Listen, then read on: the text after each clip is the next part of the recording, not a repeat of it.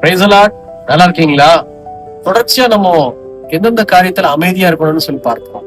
இன்னைக்கு கர்த்தர் காண்பிக்கிற வசனம் பாருங்க, நீதிமொழிகளின் புஸ்தகம் 4ஆம் அதிகாரம் 24ஆம் வசனத்தை பைபிள்ல வாசிக்க நல்லா கவனிச்சு பாருங்க. வாயின் தாறுமாறுகளை உன்னை விட்டு அகற்று, உதடுகளின் மாறுபாட்டை உனக்கு தூரப்படுத்து. என்ன அர்த்தம் அப்படின்னா, கர்த்தருக்கு பிடிக்காத ஒரு காரியம், வேண்டாம்னு சொல்லுகிற காரியம் பொய் பேசுறது, பொய்க்கு துணை நிற்பது. தயவு செய்து எனக்கு பிரியமான சின்னமே, ஆண்டவர் வெறுக்கிற ஒரு காரியம் நம்ம பொய் பேசக்கூடாது. ஆனா நம்ம வாழ்க்கையில நல்லா யோசனை பண்ணி பாருங்க, இயேசு சொல்லி பிள்ளைகளாகி நீங்களும் நானும் எடுப்புல சின்ன சின்ன காரியத்தை கூட பொய் பேசிடுறோம்.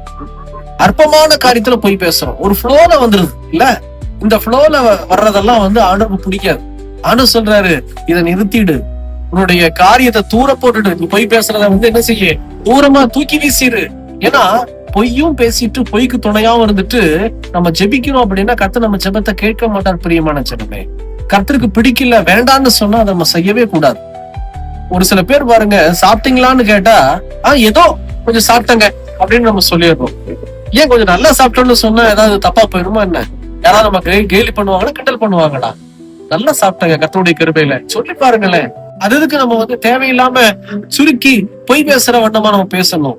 தயவு செய்து நம்முடைய வாய் வார்த்தையில ரொம்ப கவனமா இருக்கணும். பிரியமான ஜனமே, ஒரு தடவை யோசனை பண்ணி அமைதியா இருந்து யோசனை பண்ணி நீங்க பேசுங்க. எடுத்த சின்ன சின்ன காரியத்துல கூட போய் பேசுனா கர்த்தர் உங்களை என்னை ஆசீர்வதிக்க மாட்டாரு.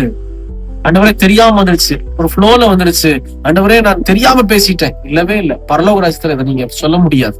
மனம் திரும்புங்க, இந்த காரியம் இந்த வசனத்தின்படி வாழ ஒப்பு கொடுங்க. கர்த்தர் உங்களை ஆசீர்வதிப்பாராக. God bless you.